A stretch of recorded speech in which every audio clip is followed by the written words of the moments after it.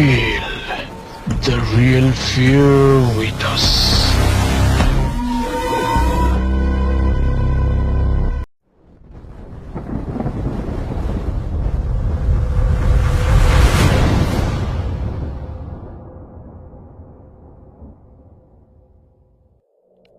আসসালামু আলাইকুম। Afnan the horror world YouTube চ্যানেলে স্বাগত জানাচ্ছি। আমি আফনান। আমাদের আশেপাশে ঘটে যাওয়া বিভিন্ন সত্য ভয়ের ঘটনা নিয়েই আমাদের চ্যানেলের আয়োজন। প্রতিনিয়ত ঘটে চলছে অসংখ্য ভৌতিক ঘটনা। বিশ্বাস করি আর না করি, ভয় কিন্তু আমাদের সাথেই থাকে। যখন আমরা একা থাকি তখন কিন্তু অজানা এক ভয়ে আমরা শিহরিত হই। ভূত কেউ বিশ্বাস করুক আর না করুক, ভয় আমরা সবাই পাই। প্রিয় শ্রোতা, বিভিন্ন সত্য ভয়ের ঘটনা আমরা বিভিন্ন সময় মানুষের মুখে শুনে থাকি। এই ধরনের ঘটনাগুলোই আমরা সাজিয়েছি আপনাদের জন্য। আমাদের চ্যানেলকে সাবস্ক্রাইব করুন, আমাদের সাথে থাকুন। আজকে যেই স্টোরিটি আমি আপনাদের সাথে শেয়ার করতে যাচ্ছি, এই স্টোরিটি আমাকে দিয়েছে নড়াইল জেলার লোহাগাড়া উপজেলার লাহুরিয়া ইউনিয়নের আলামিন। আলামিন অনেক চমৎকার ঘটনা সংগ্রহ করে এবং আলামিনের ঘটনা আমার নিজের কাছেও খুব ভালো লাগে। আশা করি আপনাদের কাছেও ভালো লাগবে। তো শ্রোতা, কথা না বাড়িয়ে চলে যাচ্ছি সরাসরি ঘটনায়। ঘটনাটির সময় 1976 সাল। নড়াইল জেলার লোহাগাড়া উপজেলার লাহুরিয়া ইউনিয়নের ছোট্ট গ্রাম লাহুরিয়া। এই গ্রামেই প্রহ্লাদ বিশ্বাস, তার স্ত্রী, তার 3 ছেলে প্রভাস, পঙ্কজ ও প্রকাশ।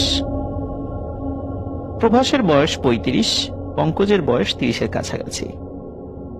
বড় এবং মেজ ছেলেকে প্রহ্লাদ বিশ্বাস বিয়ে দিয়েছেন। 51টি পরিবারে তাদের বসবাস।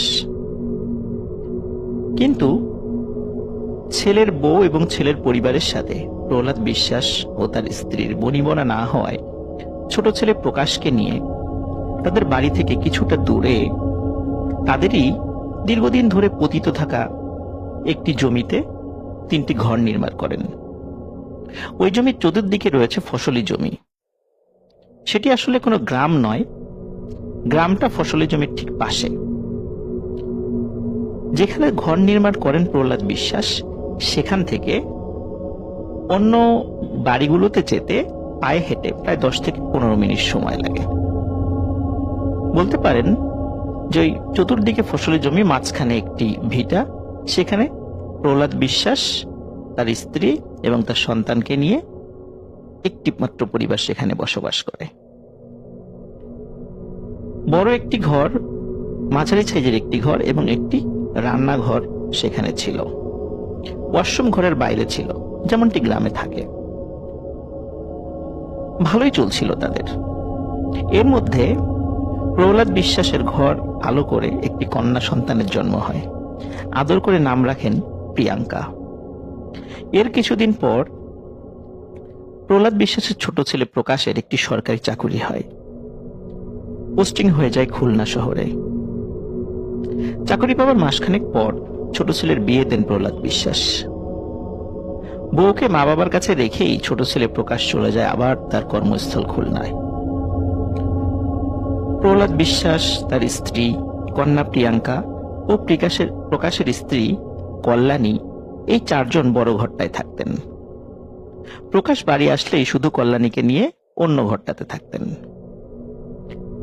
সাল 1979। 76 সাল থেকে 79 সাল পর্যন্ত তেমন কোনো সমস্যাই তারা সেখানে ফেস করেনি। কিন্তু 79 সাল, বাংলা 1386 সালের 23শে ভাদ্র, এই রাতেই ঘটে এক ভয়ানক ঘটনা। গ্রামবাসী গভীর রাতে প্রহ্লাদ বিশ্বাসের বড় ঘরটায় দাউ দাউ করে আগুন জ্বলতে দেখে।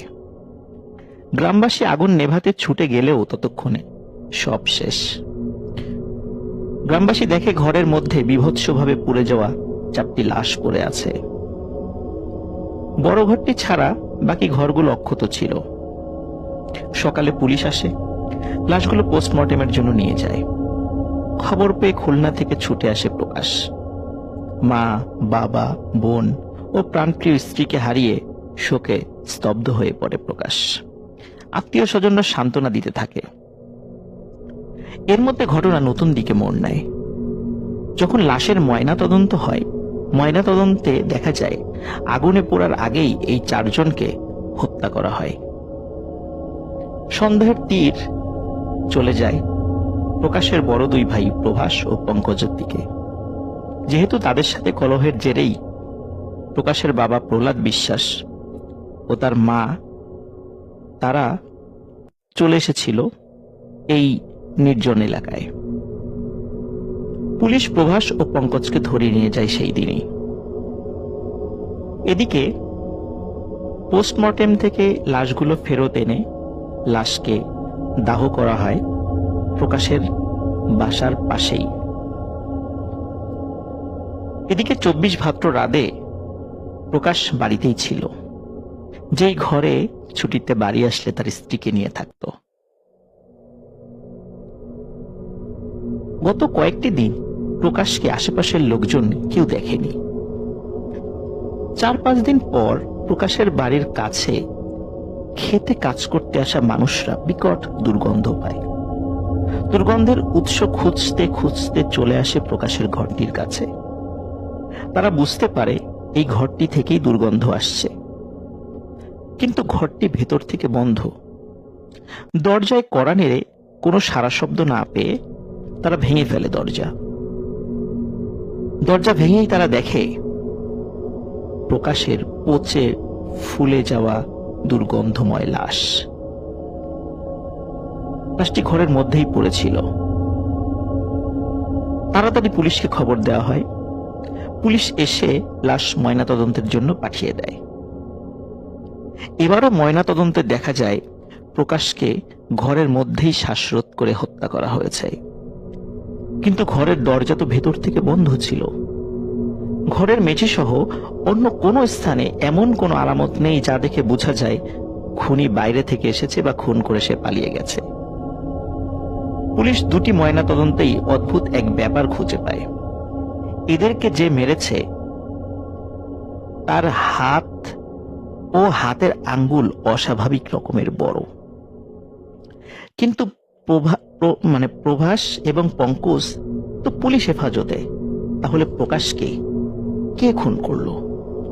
অনেক তদন্ত করেও পুলিশ কোনো কুলকিনারা করতে পারে না। কিন্তু প্রভাস ও পঙ্কজও নিজেদেরকে নির্দোষ প্রমাণ করতে পারে না। তাই বিচারিক আদালতে প্রভাসের 12 বছর এবং পঙ্কজের 10 বছরের সাজা হয়। কিন্তু আসল রহস্য থেকে যায় অমীমাংসিত। এই রহস্যের কিনারা পেতে আমাদেরকে যেতে হবে আরো দূরে। প্রিয় শ্রোতা, 23শে ভাদ্র লাহোরিয়া গ্রামবাসীর কাছে এক ভয়ানক তারিখ। কারণ 1979 সালে গভীর রাতে এই ভয়ানক ঘটনা প্রতি বছর তাদেরকে স্মরণ করিয়ে দেয়। কারণ প্রতি বছর 23শে ভাদ্র প্রহ্লাদ বিশ্বাসের ওই ভিটায় দাউ দাউ করে আগুন জ্বলতে দেখত গ্রামের মানুষ। তাই গ্রামের মানুষ ওই ভিটা সহ আশেপাশের কিছু এলাকার নাম দেয় পোড়াবাড়ি, যা এখনো এই নামেই পরিচিত। সাল 1982। লাহোরিয়া গ্রামের মধ্যবয়সী এক লোকের নাম আনোয়ার মোল্লা, পেশা কৃষিকাজ। বর্ষাকালে বিস্তীর্ণ এলাকায় পানির নিচে তলিয়ে গেলে পুরো বর্ষাকাল একরকম বেকার হয়ে থাকে সে। তখন জাল দিয়ে মাছ ধরে বিক্রি করে কোনো মতে বেঁচে থাকার চেষ্টায় লিপ্ত থাকেন তিনি। খুলনা থেকে তার 2 চাচাতো ভাই রিপন মিয়া ও মুসা মিয়া আনোয়ার মোল্লার বাড়িতে বেড়াতে আসে। তাদের একজনের বয়স 25, অন্যজনের বয়স 21 থেকে 22। তারা আনোয়ার মোল্লাকে বলে, বর্ষাকালে এখানে হাঁসের খামার দিলে কেমন হয়? ডিম ফুটে বাচ্চা হলে সেগুলো খুলনায় নিয়ে বিক্রি করে দেব, ভালোই চাহিদা রয়েছে এগুলোর সেখানে। দিনে হাঁসের খামারের পরিচর্যা আর রাতে নৌকা নিয়ে 3 জন মাছ ধরবো, তাহলে ভালোই আয় হবে। আনোয়ার মোল্লার কাছে প্রস্তাবটা ভালোই লাগে। শুরু হয় তাদের পরিকল্পনা মাফিক কাজ।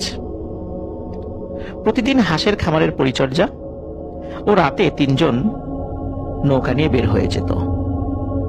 তারা প্রতি রাতে এই লাহুরিয়া গ্রাম থেকে বর্ষাকালে প্রায় 5 কিলোমিটার দূর পর্যন্ত একটা ছোট্ট ব্রিজের কাছ পর্যন্ত মাছ ধরতে ধরতে যেত, আবার একই পথ দিয়ে মাছ ধরতে ধরতে ফেরত আসত। এক রাতে খাওয়া দাওয়া শেষে আনোয়ার মোল্লা চিন্তা করে আজ আর মাছ ধরতে যাবে না। কেন জানি তার ভালো লাগছিল না, মনও সায় দিচ্ছিল না। কিন্তু সেই রাতটি ছিল পূর্ণিমা। রিপন মিয়া এবং মুসা মিয়া আনোয়ার মোল্লাকে বলে, বড় ভাই, আজ যেহেতু পূর্ণিমা, আজ ভালোই মাছ ধরবে, চলো। কিন্তু আনোয়ার মিয়া কেন জানি আজ রাতে যেতে ইচ্ছা করছিল না। রিপন ও মুসা মিয়ার আগ্রহে যেতে রাজি হলেও মনের ভেতর বারবার কে যেন বলছে, যাস না আনোয়ার, বিপদ হবে। কিন্তু তবু আনোয়ার মিয়া সাথে যায়। কিছু একটা মনে করার চেষ্টা করলেও তার মনে পড়ে না। পালাক্রমে তারা নৌকা চালাচ্ছে, মাছ ধরছে। মুসা মিয়ার কথাই যেন সত্যি হয়, ভালোই মাছ ধরা পড়ছে জালে, সবাই বেজায় খুশি। এই খুশিতে আনোয়ার মিয়া ভয়ানক একটা বিষয়ে বেমালুম ভুলে যায়। রাত 1টার দিকে 5 কিলোমিটার দূরে সেই ছোট্ট ব্রিজের কাছে নৌকাটি পৌঁছায়, যে ব্রিজ পর্যন্ত প্রতিদিন তারা মাছ ধরতে ধরতে আসতো। যথারীতি তারা নৌকা ঘুরিয়ে আবার ফিরে যেতে চাইলে ব্রিজের উপর থেকে বয়স্ক এক মহিলার কান্না ও বিলাপের শব্দ তাদের কানে আসে। মুসা মিয়া বলে, উপরে কে যেন কান্না করছে। রিপন মিয়া বলে, আমাদের দেখে কাজ নেই, আমরা চলে যাই। আনোয়ার মোল্লা বলে, বিপদে কাউকে একা ফেলে যেতে হয় না, তোরা উপরে যা, গিয়ে দেখ কি হয়েছে। রিপন ও মুসা মিয়া উপরে গিয়ে দেখে এক মহিলা ব্রিজের পাশে বসে আছে, তার সামনে সাদা কাপড়ে মোড়ানো একটি লাশ। সেই লাশকে নিয়ে কান্নাকাটি করছে। মুসা মিয়া মহিলাকে জিজ্ঞেস করে, কি হয়েছে? মহিলাটি বলে, আত্মীয় বাড়িতে বেড়াতে গিয়ে তার স্বামী হঠাৎ মারা যায়। তার আত্মীয় স্বজন এই জায়গা পর্যন্ত দিয়ে গেছে, তারপর তারা চলে গেছে। আমার বাড়ি লাহুরিয়া গ্রামের কাছে পোড়াবাড়ি এলাকায়। এখন আমি কিভাবে যাব এত রাতে এই লাশ নিয়ে? তখন মহিলাটি রিপন মিয়া এবং মুসা মিয়াকে অনুরোধ করে তার স্বামীর লাশ সহ তাকে গ্রামে পৌঁছে দিতে। কিন্তু রিপন ও মুসা মিয়া সরাসরি এই প্রস্তাবটি নাকচ করে দেয়, বলে আমরা নৌকায় কোনো লাশ উঠাই না। এই বলে তারা নিচে চলে যায়।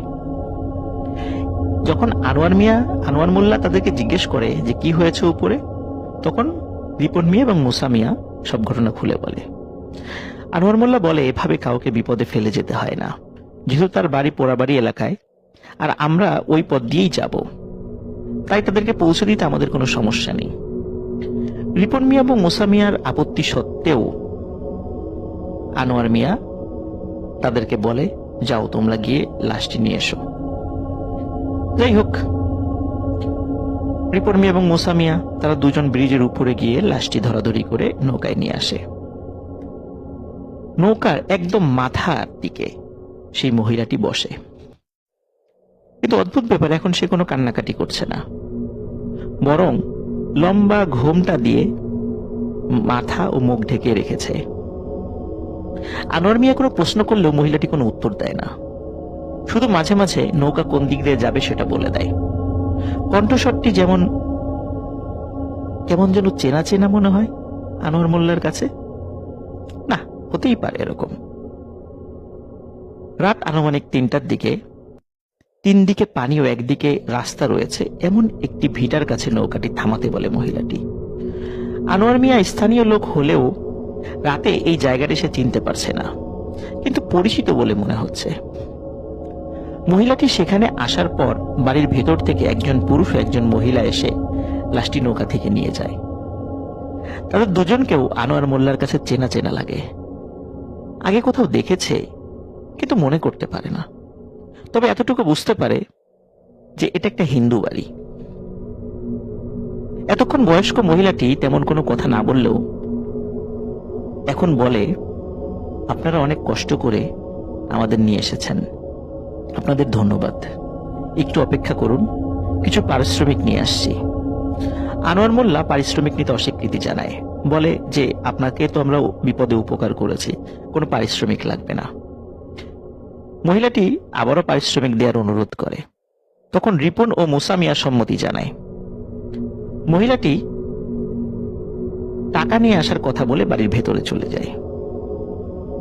5 মিনিট, 10 মিনিট, 15 মিনিট, আধা ঘন্টা হয়ে যায়, কেউ বাড়ি থেকে বের হয়ে আসে না টাকা নিয়ে। আনোয়ার মোল্লা রিপন ও মুসামিয়াকে বলে, যেহেতু এটা মরা বাড়ি, সবাই শোকে কাতর, তাই হয়তো ভুলে গেছে টাকা নিয়ে আসার কথা, চল চলে যাই। কিন্তু রিপন মিয়া এবং মুসামিয়া বলে, এত কষ্ট করে লাশ নিয়ে এলাম, টাকা ছাড়া যাব না। আনোয়ার তাদের দুজনকে গালমন্দ করে, কিন্তু আনোয়ার মোল্লা একটা ব্যাপার লক্ষ্য করে, বাড়ির ভেতরে কোনো সারা শব্দ নেই। রিপন মিয়া আনোয়ার মোল্লাকে বলে, চলো বড় ভাই, বাড়ির ভেতরে যাই। আনোয়ার মোল্লা প্রথমে যেতে রাজি না হলেও মুসা মিয়াকে নৌকায় বসিয়ে রেখে তারা দুজন বাড়ির ভেতরে যায়। বাড়িতে মোট 3টি ঘর তারা দেখতে পায়, একটি বড়, একটি মাঝারি ও একটি রান্নাঘর। বাড়ির কোথাও কোনো আলো জ্বলছে না, কোনো শব্দও নেই। এটা কি মরা বাড়ি হতে পারে? কেমন জানি খটকা লাগে আনোয়ার মোল্লা এবং রিপন মিয়ার কাছে।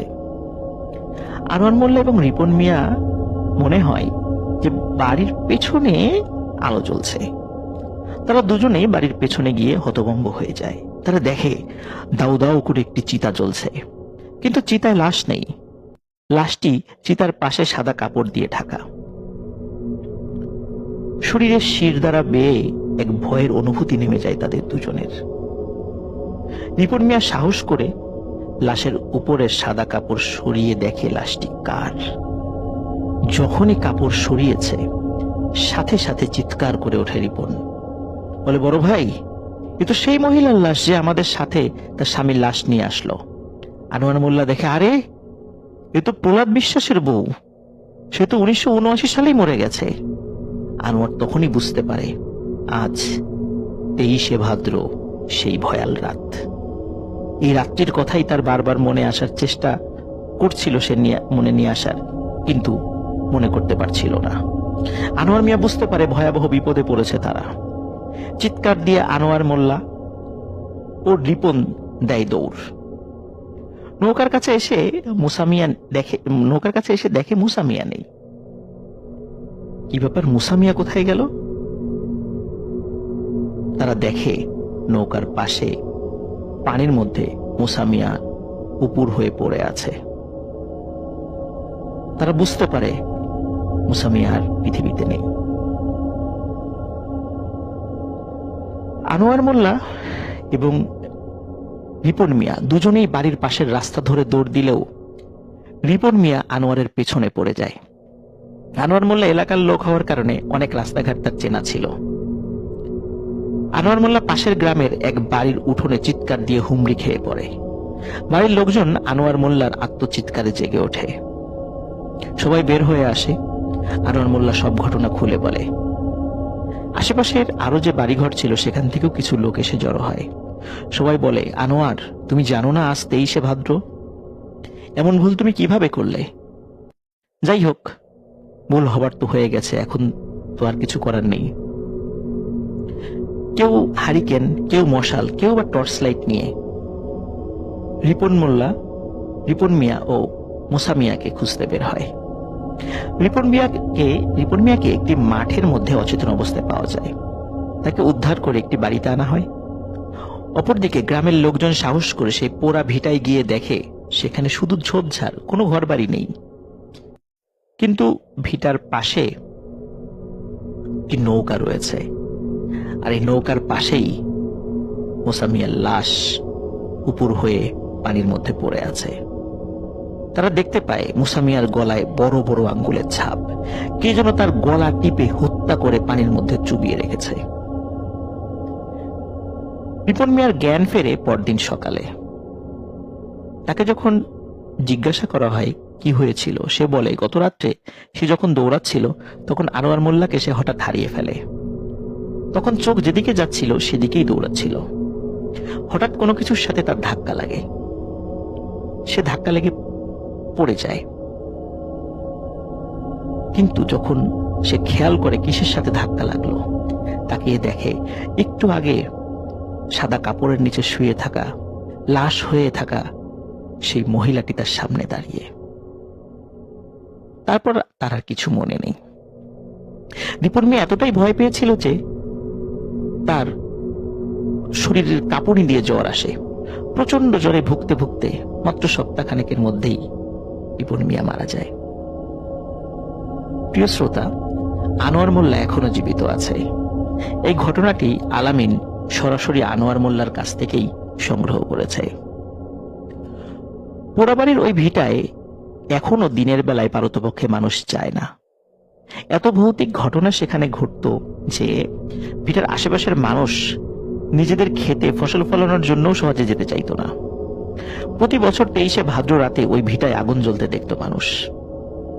গ্রামের মানুষ বিভিন্ন সময় ওঝা কবিরাজ ডেকে ওই স্থানের সমস্যা সমাধান করতে চেষ্টা করে, কিন্তু তারা সবাই বলে এখানে বহুকাল আগে থেকেই ভয়ানক অশুভ শক্তির বসবাস রয়েছে।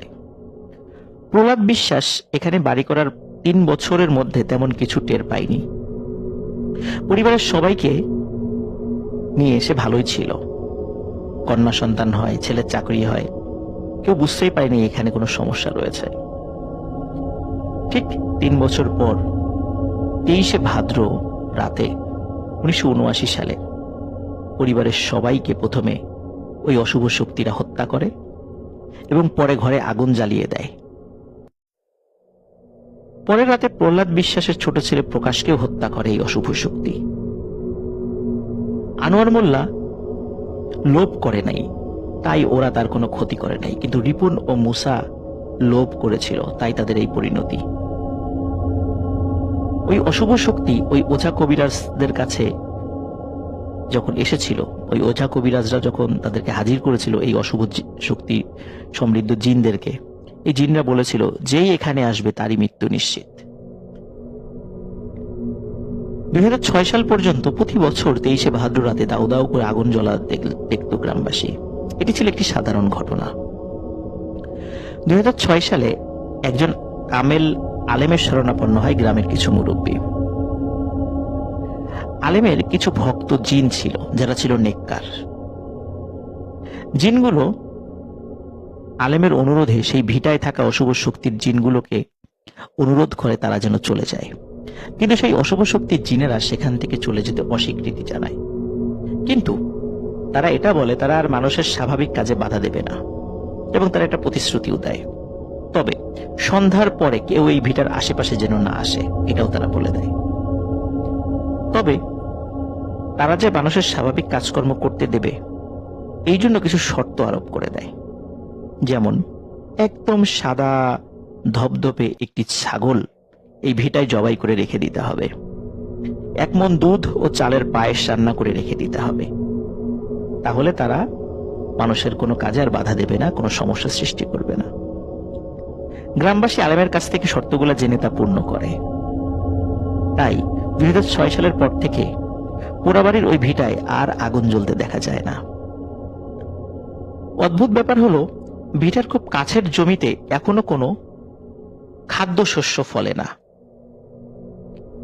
কোনো খাদ্যশস্য, ধান, গম, ভুট্টা এগুলো লাগালেও সেগুলো হয় না। তবে কিছু অর্থকরী ফসল যেমন পাট বা এই টাইপের কোনো ফসল লাগালে সেটা ফললেও সেটা পরিমাণে খুব সামান্য। পোড়াবাড়িতে বিভিন্ন সময় আরো অনেক ঘটনা ঘটেছে। ঘটনাগুলো শুনতে আমাদের চ্যানেলের সাথে যুক্ত থাকুন, আমাদের চ্যানেলে সাবস্ক্রাইব করুন। সবাই ভালো থাকবেন, সুস্থ থাকবেন। পোড়াবাড়ির আরো ঘটনা নিয়ে আপনাদের সামনে পরবর্তী কোনো একটি রেকর্ডিং নিয়ে হাজির হব ইনশাআল্লাহ। আসসালামু আলাইকুম।